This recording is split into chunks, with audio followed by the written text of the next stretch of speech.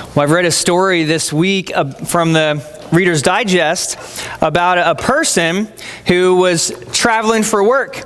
And they said, being in San Diego to work with military linguists, my colleague and I checked into a hotel and we ordered a 5 a.m. wake-up call. The next morning, the phone didn't ring till 5:30 in the morning.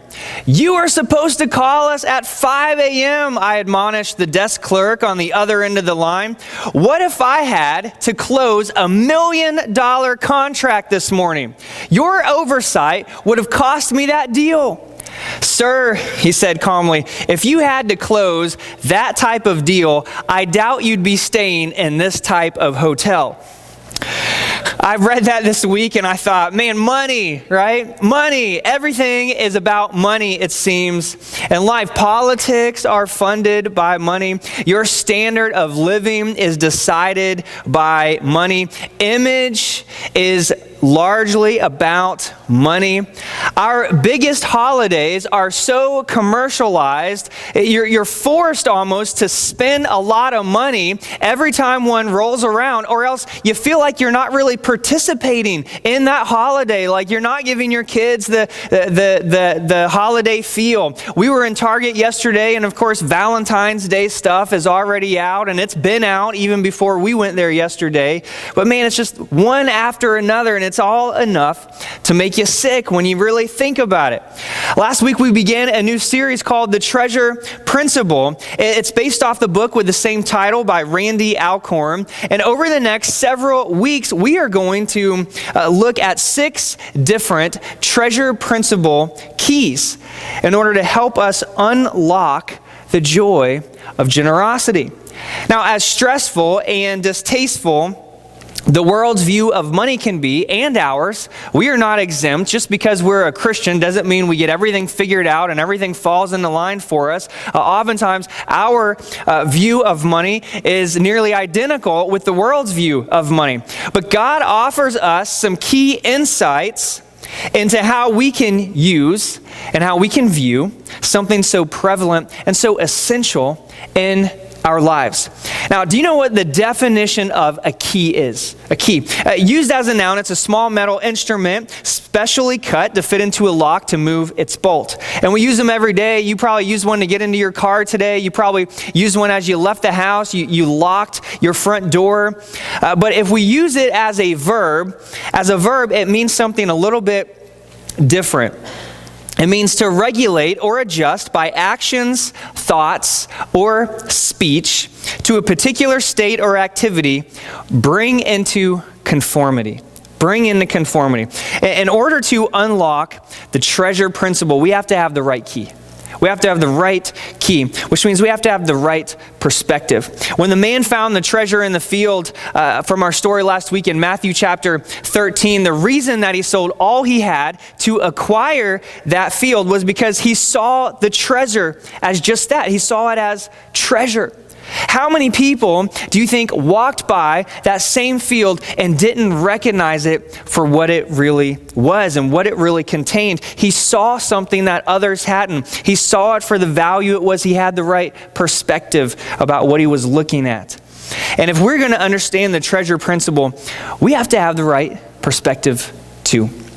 Otherwise, we'll walk right by it, just as everyone else did in that story. Maybe some of us might look at giving as a tax, right? It's like the church's tax, they require, it's like a tax. Some people look at giving as just a box to check in Christianity. I have my list of things I need to do as a Christian, and this is just one of those boxes. Or maybe we might even look at giving as a tax deduction. Nothing more than, I'd rather give it to the church than give it to Uncle Sam. I'm going to save some money here on my taxes, and so we use it as a tax deduction. But having the right perspective means we have to adjust our actions, thoughts, words to be in conformity with God. Perspective changes everything, doesn't it? It changes everything. I came across some people who had some great perspectives in life, maybe some different perspectives on some typical things we're used to. Here's a different perspective I heard from a comedian. He's talking about, the health benefits of drinking lots of water, and you're supposed to drink a certain amount of water every day. And this comedian said, whoever told you to drink 7 to 9 glasses of water every day forgot to tell you that you're going to have to visit 4 to 5 public restrooms every day.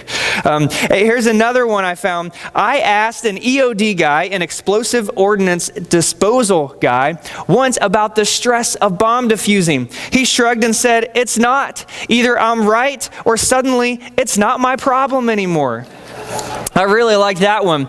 Here's another one. The tax code is 10 times longer than the Bible, but without the good news. That was David Camp, a former U.S. congressman from Michigan.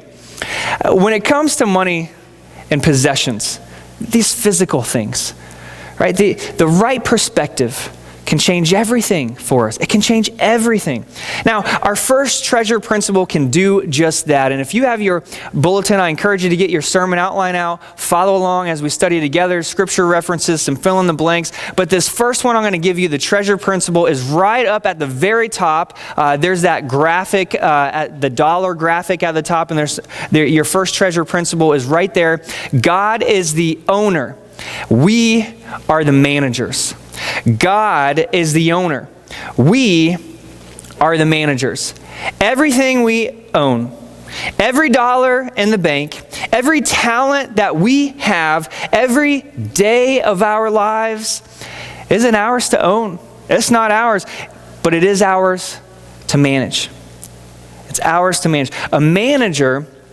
What a manager does is a manager finds out what the owner wants done with his assets, and then carries out his will. And oftentimes, we kind of get this backwards a little bit. We think we are the owners of our possessions. We think, well, this is mine, or I bought this, or I earned this. And so if we do give, or when we do give, we kind of give God a little bit, but the rest is for me to control. The rest is for mine to do. I mean, this is my money, God. You manage that little bit, and this rest is mine. Or we own the whole thing, and we don't give anything. After Halloween, I shared with you last week, and it's pretty typical in our house. Our kids end up with a lot of candy, just a lot of candy, way too much candy. We still have a lot left over from that. But on that night, when my kids go to bed on Halloween night, you know what my wife and I do when they're in bed and they're asleep? We raid the candy bags, right? We are choosing and we are taking the best candy that's in there, right? And for me, it's anything Reese's. Man, if there is chocolate and peanut butter together, I'm all in, consider me there. And so in the days that follow, the weeks even that follow, after that, I will still continue to reach into that bag and pull out my chocolate peanut butter treat or whatever I'm in the mood for. And what happens every year, without fail, is one of my kids will see me doing this. And they see me doing this, they object, and they say, hey, that's my candy. And as I chew, I slowly turn around and I remind them who owns what in my house. I give them the Pepper version of Psalm 24:1. You know what Psalm 24:1 says? This is what it says. Psalm 24:1, the earth is the Lord's and everything in it. The world and all its people belong to Him. So I tell them my version of that. This house is mom and dad's and everything in it. This house and all its candy belong to them, right? All its candy belong to us. But Psalm 24 really sums it up well. God is the owner, and we are nothing more. Nothing more. Now, we're not anything less, but we're nothing more than managers. And I want to share with you this morning about a church that really understood this treasure principle. They really got it. Now, and I want to also share with you the other side in this passage we're going to look at, a church that that kind of had it, but was kind of slipping off the trail. They were kind of going off the rails just a little bit in this. They were lagging in this. The year before, they had done really well, and then the present year in which this was written, they were kind of lacking in it. They were slow at this, and another church had sort of passed them up. But if you have your Bibles, you can turn to 2 Corinthians chapter 8. We're going to look at these two churches. If you have your bulletin, you can get that outline out. You probably already have. But this is a great principle, and 2 Corinthians chapter 8 offers a great example of this lived out, and a great example of this, an area where church needs to improve, as Paul would say. Now, 2 Corinthians 8, 1 through 7 says this, "And now, brothers and sisters, we want you to know about the grace that God has given the Macedonian churches. In the midst of a very severe trial, their overflowing joy and their extreme poverty welled up in rich generosity. For I testify that they gave as much as they were able, and even beyond their ability. Entirely on their own, they urgently pleaded with us for the privilege of sharing in this service to the Lord's people, and they exceeded our expectations. They gave themselves first of all to the Lord, and then by the will of God, also to us. So we urge Titus, just as he had earlier made a beginning, to bring also to completion this act of grace on your part. But since you excel in everything, in faith and speech, in knowledge, in complete earnestness, and in the love we have kindled in you, see that you also excel in this grace of giving." Now, as we unpack these 7 verses, I want to give you a little bit of context, a little bit of background on this. First, Paul is writing to the Christians in Corinth. Okay, Corinth, if you don't know where it is on the map, it's still in existence today. It's a city located in southern Greece. And it is located halfway between Athens and Sparta. And if you were to connect those 3 dots, you would have kind of a sideways angled triangle with Corinth kind of pointing northwest a little bit. It's a coastal city. It had a thriving trading center. A lot of wealth flowed in and out of this city. It was an ancient Greek navy town. So it was even ancient before the Romans had this town. In fact, it was really important to the Romans. The Romans in 146 BC destroyed that city in warfare. They destroyed it. They left it destroyed for 102 years. It was just a mess. But then 102 years later, in 44 BC, Rome decided to make a big investment in that city because they saw what value it could bring to their empire. And so they rebuilt it in 44 BC, and it became a Roman colony. Now, to be a Roman colony meant Rome was making a big investment, a personal investment in your city. They did not do this to very many cities. And so since they did that, if you didn't mind trading some of your freedom, if you were a citizen there, if you didn't mind trading some of your freedom and maybe some of your culture and the way that you conducted life and who you worshiped and whatever it might be, if you didn't mind trading some of that for more money and prestige because it's a Roman colony, then you were a happy camper. You enjoyed this transition. And here's what I want us to understand about Corinth and what I want us to understand about the Christians there, because we can learn about ourselves here. And this is what Paul is getting to. Now, I do want to say I'm being a little bit hard on the Corinthian church. I'm being a little bit hard, but for the sake of teaching, for the sake of the purpose that of what really Paul, I'm highlighting it maybe a little more than Paul even. But here's the first thing. Corinth was wealthy, but its Christians were chintzy. Corinth was wealthy, but its Christians were chintzy. Wealth did not translate into generosity. It did not translate to generosity. Sometimes we say, well, if I just made more money. You ever said that? If I just made more money. I mean, when we start a word or a sentence with that phrasing, it usually can lead us down a bad track. If I just made more money, I could really start giving. If I made more money, I could really make a difference. I don't know if you've ever said that to yourself or thought it. Maybe at one point or another you have, but that's a trap. Man, that kind of phrasing, that just leaves you stuck. Because if you think that somehow more money is going to change your heart of generosity, you've been fooled. You've been fooled. Money doesn't change your heart. A simple truth that we learn from the example of the Christians in Corinth is this: wealth isn't a precursor to giving. Wealth isn't a precursor to giving. In other words, we don't have to make more money in order to begin giving. It's not a precursor to giving. Charles Spurgeon tells of receiving a wealthy man's invitation to come and preach at his rural church because he was trying to recruit him to help encourage their members to raise funds to pay off a debt that this church had. And so the man also told Spurgeon in his letter that he was free to use his country house. He was free to use his townhouse, or he was free to use his seaside home whenever he came this direction. So Spurgeon wrote back, he said, "Sell one of your places and pay the debt yourself."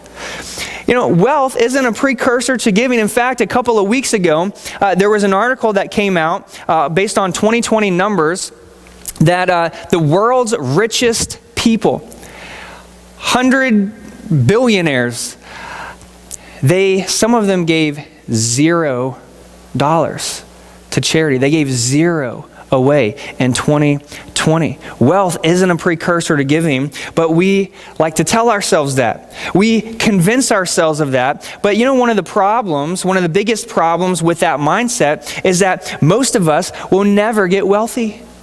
Most of us will never get wealthy. Most of us in our minds, we'll never get wealthy enough. Because what a lot of people do as they gain wealth, what happens? They raise their standard of living to go with it. So I make more and I spend more. You know, rather than ground beef, you know, I'm gonna get steak. You know, rather than this house, I'm gonna upgrade my house. I got a canoe, but I'd rather have a boat. You know, and a ship, and so we upgrade. Typically, the more we make, the more we raise our standard of living. A lot of people, they say, well, if I just made more money, I'll get out of debt. That's a trap. Man, if I just made more money, I will get out of debt. Now, that may be true for some people, but just what happens often with most people is as they make more money, their debt goes up because their standard of living. So they're swiping that credit card. They're taking out more loans. And for the Corinthian church, making more didn't translate to giving more or even necessarily at all. Now, the other problem with that mindset is it's a refusal to admit that God has adequately provided. It's a refusal on our part to admit that God has really provided for us. If God is our creator and God is our provider and he wants us to be generous just as he is generous, but we're not generous until we make more, then what we are doing is we're saying to God, you haven't given me enough yet. God says, hey, I want you to be generous as I am generous. We say back to God, well, you didn't give me enough. You didn't give me enough. You didn't provide enough. We're saying to God, I won't follow these verses and I won't follow this part. I'm going to keep this part of living a Christian life. I'm going to keep this over here. You don't have control of this. This is mine, right? I'm the owner of this. And I won't follow these verses about giving until you provide me with more. You know, they say posture or gestures and these physical motions we do with our hands, body language is a really powerful thing. And I want you to do something for me for just a moment. I want you to open your hands, palms up, okay? Just open your hands just like this with your palms facing up, and just, you can hold them in the air, you can place them in your lap, and if you close your eyes for just a moment, just for a moment, I know we don't like doing this in public, it feels strange, but just for a moment, right? The next time you pray, if you pray like this with your arms out, your palms up, this is an open posture. This is a vulnerable posture. And it will translate, it will affect how it is that you pray. It'll affect the words you use and how you feel about it. It's going to make a difference. It's going to change your entire demeanor while you pray. Now you can open your eyes, okay? You can open your eyes. Now, I want you to do this next time. I want you to just cross your arms, okay? Just cross your arms. Man, this is a closed posture, isn't it? You ever see somebody, you try to approach somebody, and they're just kind of sitting like this. You can even put a frown on your face, and you're just like, man, they're not very open. They're not very friendly. They're not really, hospitable. They're just kind of in this I'm going to stay to myself, leave me alone kind of posture. And if you pray like this, next time you pray this afternoon, just pray like this, and I don't think it's going to feel the same. I don't think it's going to feel right, because we're kind of keeping to ourselves. You're closing yourself off. Now, you know the sign for money. I don't know the official sign for money, but I know a sign for money. It's this, right? You ever been like, hey, where's my money? Right? You ever say that to someone? Hey, I need more money. Right? Maybe your kid's like, hey, I'm going to the movies. I need some money. This is the sign, right? If you don't think God has given you enough in order to give and to follow what He says to do, the next time you pray, I want you to go like this: God, where's my money? Right? And make this motion and see how that feels. All right, where's my money? Come on, I got my stimulus check. God, where's my God check? Where is this money? Right? And that should feel so unnatural for us. That's because so ungrateful, it's so disrespectful. Yet for many of us, that's our life's posture. We don't actually make this sign. Right? We may not quite use those same words to God, and there's nothing wrong with asking God for more. In fact, in our Bible fellowship class that we've been studying Elijah and Elisha, these two great prophets, Elisha asked for a double portion of what Elijah had. Elisha asked for a double portion. And you know what? God blessed him with it. And God will bless us with things. So there's nothing wrong with asking for more, but there's a reality and our perspective on it, right? There's a reality and our perspective on it. And our heart's condition. And when we think we can't give until God gives us more, it becomes our demand and our justification all in one.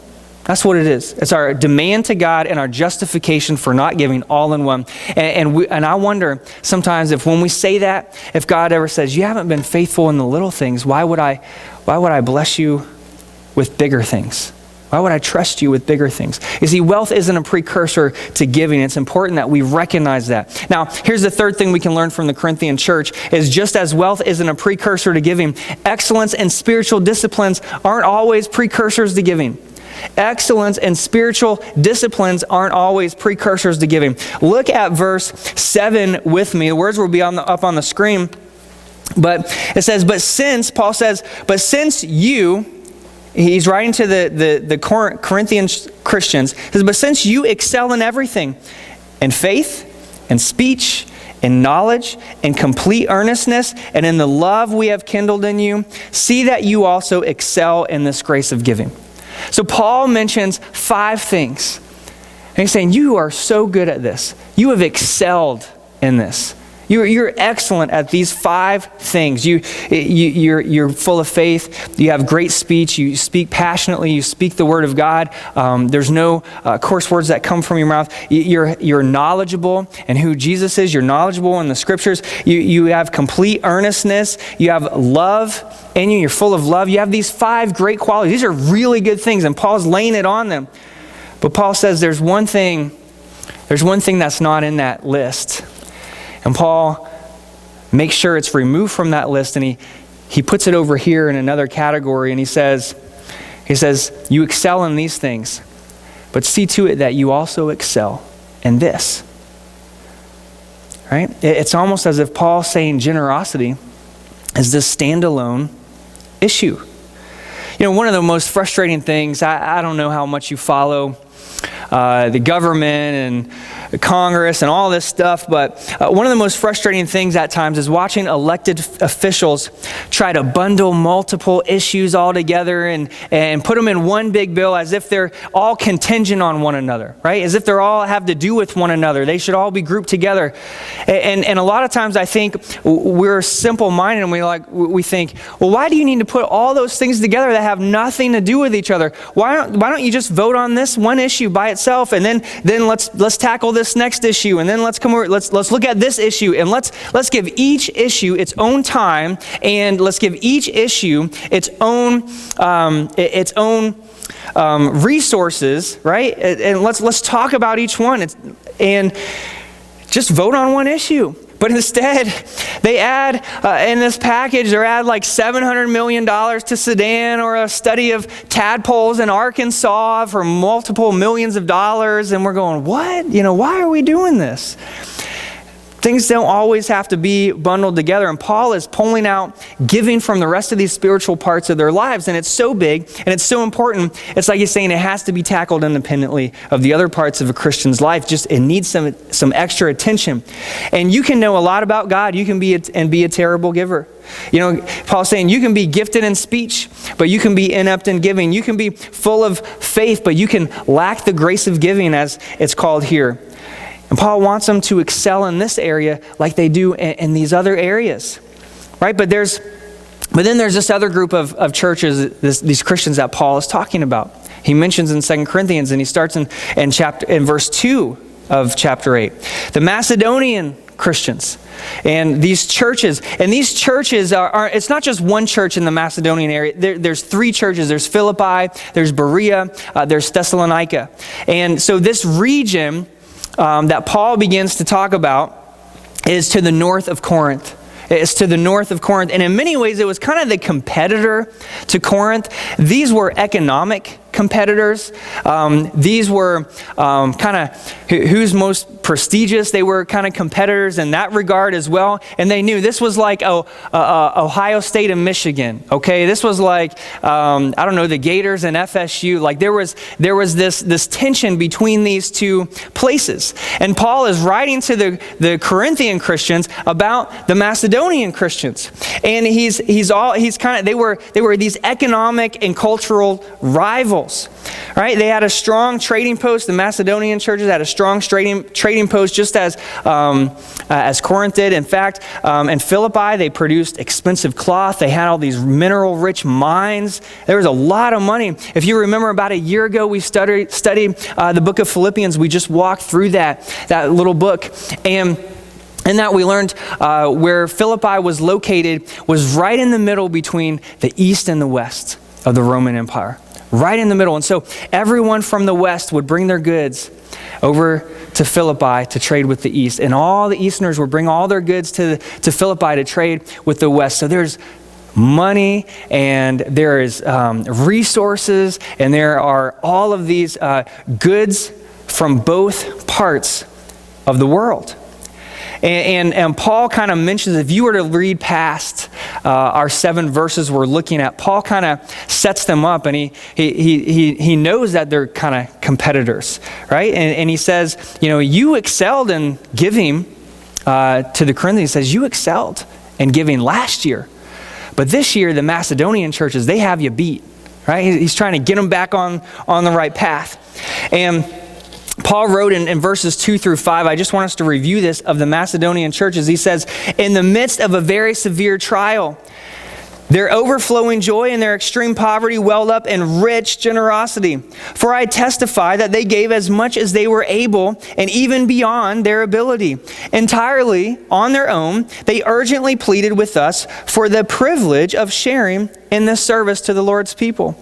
And they exceeded our expectations. They gave themselves first of all to the Lord, and then, by the will of God, also to us. Now, these churches, Paul mentions first about them, they went through something really hard. They went through something tough. It says in the midst of a very severe trial. Now, we don't know what that trial is. The Bible never tells us. Whatever it was, it affected their wealth. Whatever it was, whatever that trial was, it affected their wealth. Maybe the market crashed. Maybe there was a great famine that came. Maybe there was a great persecution. We don't really know. But we do know this brought them to, as Paul says, extreme poverty. They went from having a lot to having very little. But we do learn from the churches that the subtraction of wealth didn't subtract from their joy. The subtraction of wealth didn't subtract from their joy. Paul says, overflowing joy. They had so much joy, it couldn't be contained. It spilled out, and it spilled out in the form of rich generosity. And I would imagine that through this trial and hardship, their perspective perhaps changed.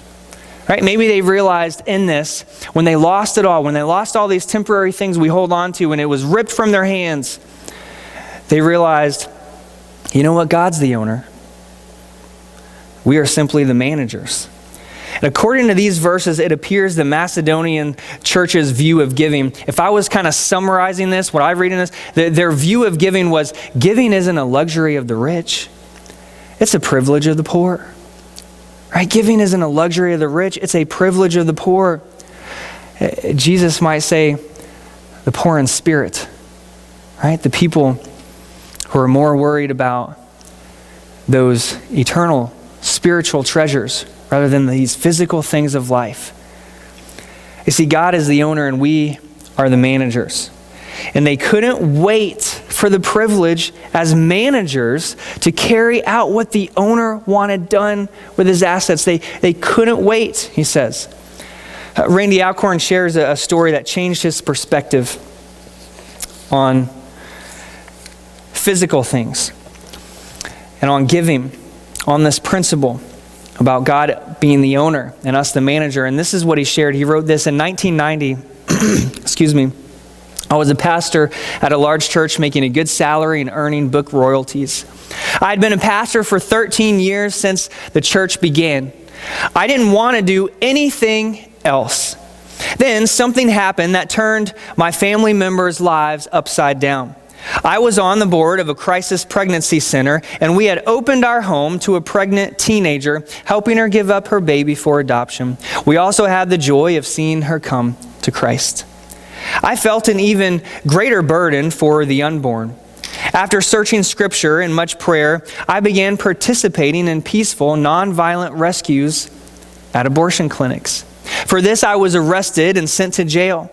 An abortion clinic won a court judgment against a group of us.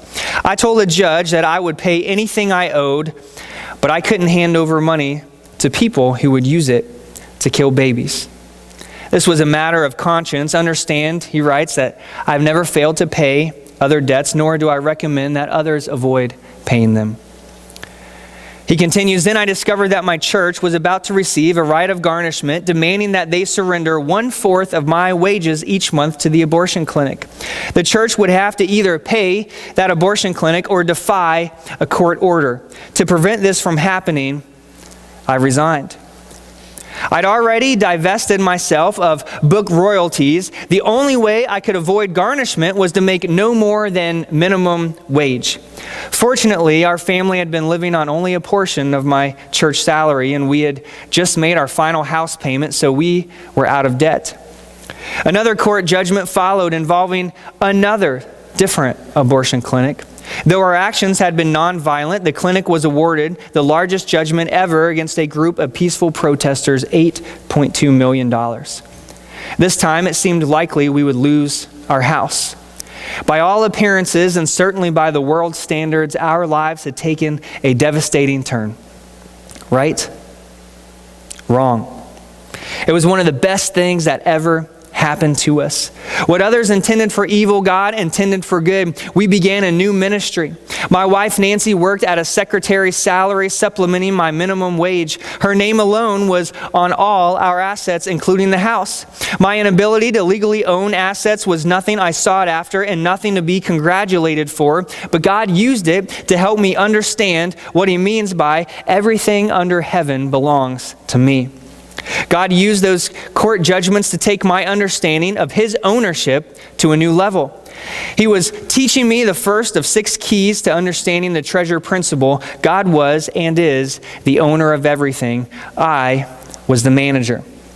Despite the $8.2 million court judgment 11 years ago, we never lost our house.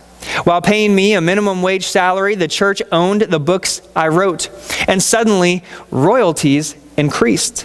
Our ministry has been able to give away about 90% of those royalties to mission, famine relief, and pro-life work.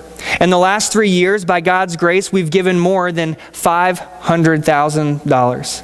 Sometimes I think God sells the books just to raise funds for ministries close to his heart.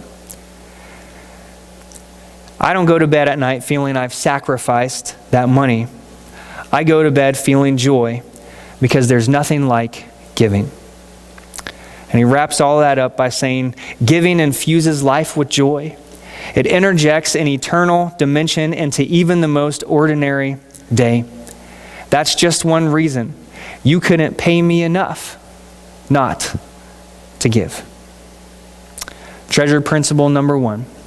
God is the owner. I'm just the manager. Would you pray with me?